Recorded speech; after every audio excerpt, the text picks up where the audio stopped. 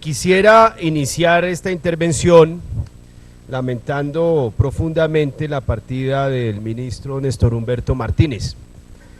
Yo quisiera la renuncia.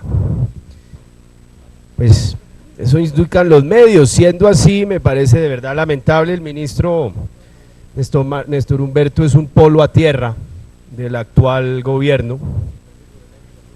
Yo creo que es una persona que tiene la experiencia y el recorrido necesario para ayudar en la gobernabilidad de nuestro país.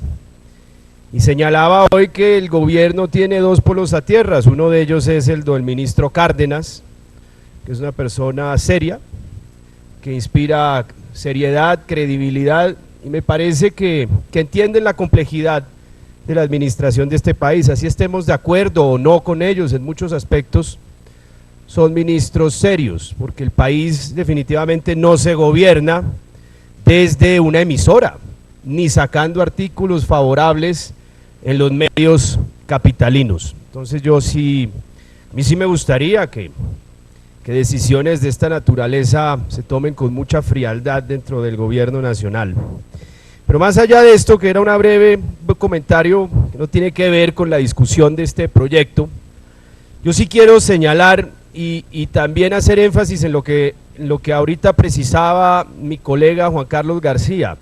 Esta es una ley muy importante que necesita el país, que necesita lo poquito que queda del sector productivo de valor agregado en Colombia para no terminar siendo devastado por el contrabando y por las importaciones también hoy legales que están llegando con los tratados de libre comercio, algunos de ellos mal negociados.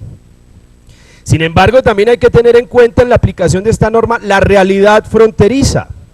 Basta, queridos amigos, con desplazarse a Puerto Carreño. Yo no sé cuántos de ustedes conocen la ciudad de Puerto Carreño, pero es imposible pedirle a un habitante de Puerto Carreño que tal vez vive en la informalidad, que se gana 250.000 pesos, que no sustituya los productos nacionales por productos de contrabando en su canasta familiar, lo que le puede significar 100.000, 130.000 pesos de canasta familiar al mes. Con la tasa de cambio le puede significar que eso le cuesta 20.000 o 30.000 pesos. Y esto naturalmente en una ciudad como Puerto Carreño es algo que es frecuente y masivo. Entonces yo creo que en esto tenemos que entender muy bien esas realidades y pues puesto a escala mayor en la ciudad de Cúcuta, el tema por supuesto que es sensible. Pero también entran otros aspectos que son o que deben ser tenidos en cuenta. Lo señalaba ahorita mi colega Santiago Valencia de forma muy precisa. El peso de los impuestos en los productores nacionales. A nosotros nos hubiera gustado que el Ministerio de Industria y Comercio hubiera también tenido en cuenta esta realidad en la discusión de la reforma tributaria. Se están pagando unas tasas impositivas altísimas para los productores nacionales, mientras que, por ejemplo, el Ministerio de Minas y Energía sí supo, básicamente, en la discusión de esta reforma tributaria, aliviar un poco esta carga defendiendo a su sector. Y también lo señala mi colega Angélica Lozano. Aquí hay un tema de evasión de impuestos que debe ser sancionado.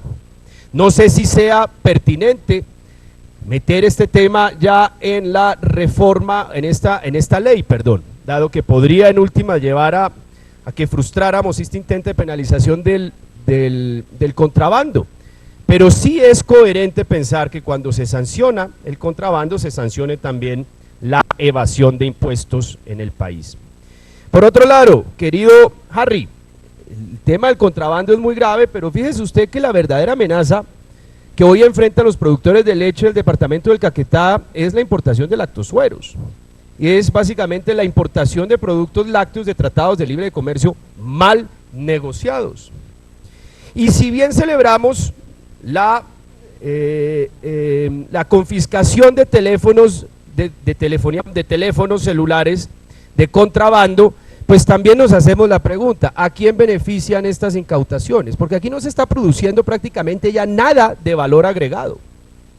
Todo el valor agregado, toda la producción de valor agregado en Colombia, que se está convirtiendo en un verdadero desierto industrial, es importada. Entonces también nos hacemos la siguiente pregunta: ¿esta ley, que es importante y que vamos a apoyar, realmente sirve para proteger una industria nacional, una producción nacional en vías de extinción, o para proteger a los distribuidores y comercializadores que en últimas tienen que pagar el IVA y compiten en condiciones de desigualdad? Porque es que, pues, muy importante sacar una ley anticontrabando, pero cuando paralelamente el país está negociando un tratado de libre comercio con Japón y ya tiene básicamente una prefactibilidad de un tratado de libre comercio con China, pues realmente ¿qué objetivo tiene esta ley anticontrabando, doctor Samuel? ¿Proteger al Grupo Éxito? ¿Proteger a Carrefour? ¿Proteger a la gran distribución? ¿A los grandes importadores de China, de Corea y de Japón? Porque es que a mí sí me gustaría que me explicaran básicamente cómo industrializa uno a un país cuando firma un tratado de libre comercio con la China. Porque es que basta con observar, con un mínimo de estudio, la industrialización de países que han logrado crear o producir valor agregado. Coja usted el caso de la producción alemana entre 1880 y 1914. Allá no estuvieron regalando el mercado alemán con los tratados de libre comercio que le sugería a Inglaterra, que ya se había industrializado y que también había protegido su producción inicialmente con políticas de financiación y políticas de producción cuando arrancó la revolución industrial. Fue Friedrich List, que más tarde fue retomado por el mismo Japón, que básicamente hizo exactamente las mismas políticas de industrialización. Más adelante Corea, entre 1961 y 1989, el señor Park, primero presidente, después dictador, en ningún momento se le ocurrió firmar un tratado de libre comercio con el Japón para impulsar básicamente las ventas de productos industriales japoneses. Lo que hizo fue copiar lo que hizo Japón. Y lo mismo hizo Taiwán, y lo mismo han hecho los países exitosos, y los que han fracasado, Malasia, Tailandia, son buenos ejemplos, o nosotros, en la industrialización. Eso se ha debido o a malos gobiernos que no han fomentado las exportaciones y han protegido sectores que no han producido bien en su momento, pero también son sectores que no, son países que han sucumbido al influjo de abrir o regalar prácticamente sus mercados. Nosotros estamos convirtiendo las antiguas eslabones de producción industrial, querida ministra, en simples distribuidores, que se benefician muchísimo, por ejemplo, recientemente con el Tratado de Libre Comercio con Corea. Ya ni siquiera van a ensamblar, ya van a importar los kits y de pronto juntar las puertas, pero nada de estos productos va a ser realizado o producido en nuestro país. Miren el caso de Cotecmar, y yo creo que ese es un ejemplo sin duda más que interesante. Cotecmar es tal vez la industria más intensiva de mano de obra del departamento de Bolívar. En Cotecmar se están produciendo buques para patrulleros, buques interoceánicos de 1.800 toneladas, buques para los ríos, y son buques hoy exportables. El costo de producción, doctor Prada, de una patrullera interoceánica es el mismo que de un costo de producción de un astillero de Corea, que son de los astilleros más eficientes del mundo y que tienen la siderúrgica al lado, ¿no? Porque aquí desgraciadamente los productos con que se industrializan ya toca importarlos. Pero se produce el mismo costo, ministro, una patrullera en Colombia que una patrullera en Corea. Pero ¿sabe cuál es la desventaja de nuestra patrullera?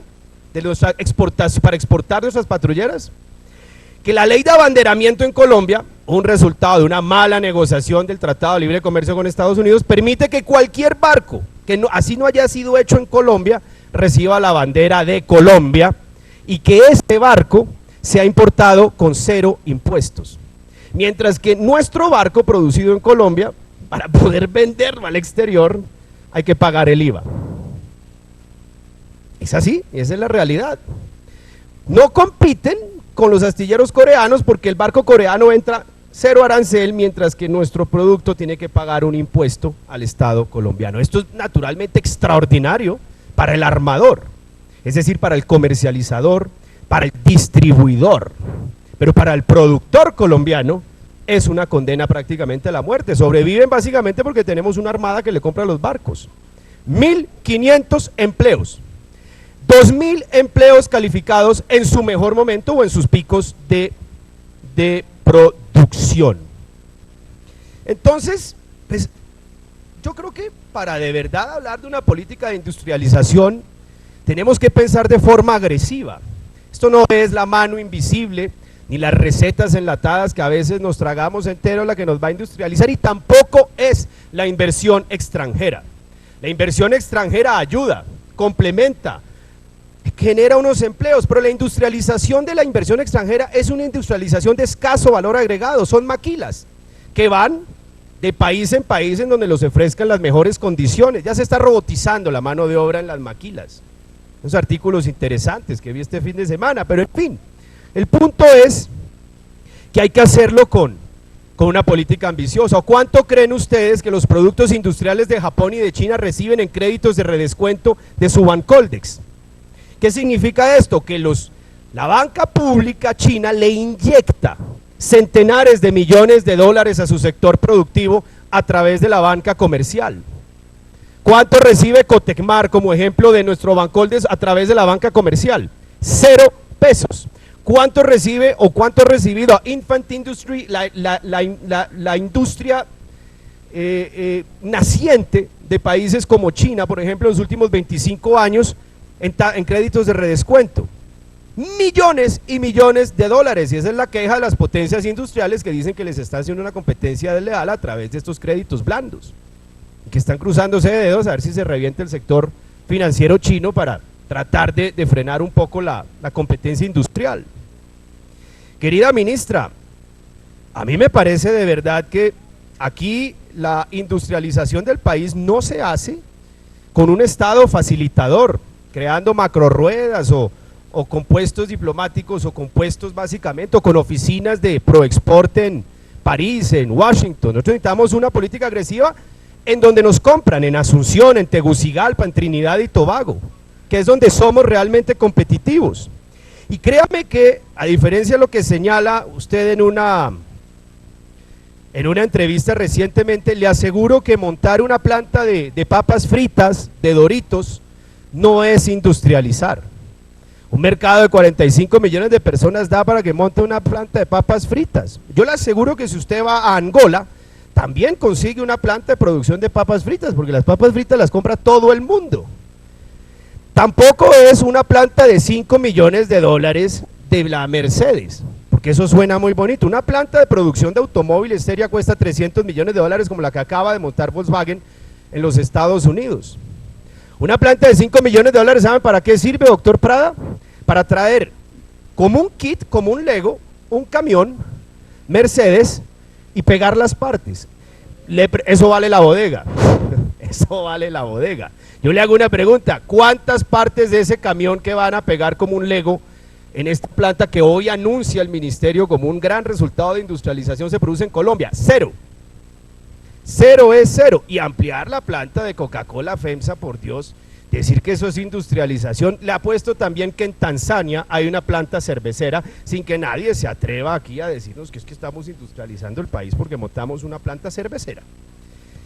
Entonces, yo sí hago de verdad un llamado al gobierno nacional, porque el tema es supremamente inquietante. Este es un mercado muy atractivo, este es un mercado al que todo el mundo quiere entrar, todo el mundo quiere firmar tratados de libre comercio, es un mercado dinámico, pero es un mercado de consumidores muy dinámico. Que esta ley anticontrabando le sirva al país para proteger a su sector productivo y no únicamente para proteger a sus distribuidores, a sus comercializadores, a sus supermercados, que son los que entrarían en competencia con el contrabando. Y por último, yo sí creo que el Estado debe hacer un esfuerzo adicional. Se está haciendo algo muy importante, ministro Cárdenas, en materia de infraestructura. El gobierno hoy está logrando una verdadera revolución en materia de infraestructura, temas que vienen, por supuesto, de cuando la ministra Cecilia fue ministra de infraestructura y que ha venido continuando a bien este gobierno. Algunos temas inclusive vienen del gobierno anterior, no vamos aquí a decir que la rueda se inventó ahora, pero los industriales muy bien señalan, la Asociación Nacional de Industriales sí por algo dice que lo único que se está haciendo hoy en Colombia en materia de política industrial es la infraestructura. Y espero que este sea un esfuerzo de todo el gobierno y que algunos sectores no le sigan poniendo palos en la rueda. Gracias.